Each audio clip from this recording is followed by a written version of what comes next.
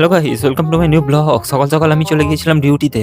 যা সারাভাঙা ঠান্ডা পড়েছে, আমি এত চাপাচুপি দেওয়ার পরও কোন ফুটো দিয়ে যে হাওয়া ঢুকছিল সেটা আমি বুঝতে পারছিলাম না। প্রথমে কাজে গিয়েই আমি চলে যাই ক্লোরিন চালাতে। আপনি কি জানেন আপনার নাকে ক্লোরিন ঢুকলে কি হবে? জানেন না? আসলে কিচ্ছুই হবে না, আপনি হালকা করে মরে যাবেন। ক্লোরিনটা সাবধানে চালিয়ে সব চেক করে নিয়ে আমি চলে যাই সরাসরি ফিল্ডে গিয়ে দেখি কাকা কি সব কুড়োচ্ছে, হাড়গোড়। তারপরে এদিকে ঘুরে দেখি, ও আচ্ছা, এখানে স্যাটা গরম করার আয়োজন চলছে। আর এইসব দেখে আমিও থাকতে না পেরে আমার স্যাটা নিয়ে আগুনের সামনে বসে পড়ি। কি ঠান্ডা রে বাবা!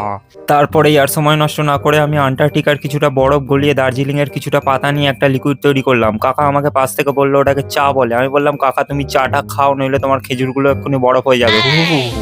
দেখো গাইস, সেটা কি তোমরা কি জানো? আসলে তোমরা গ্যাস লিক করলে দুজন অজ্ঞান হয়ে যায়, আর এই গ্যাসটা লিক করলে পুরো পাড়া অজ্ঞান হয়ে যাবে। আর ব্রেনে দুটো অপশন আসবে, স্বর্গ নাকি নরক, ব্যাস এইটুকুই। সব কাজ হয়ে যাওয়ার পর আমি অফিসে গিয়ে রিপোর্ট লেখা এবং কিছু সিস্টেমেটিক কাজ সেরে ফেলি। তারপর দুগ্গা দুগ্গা করে বাড়ির দিকে রওনা হই। Guys tata bye, like comment যেন পাই। ও হো।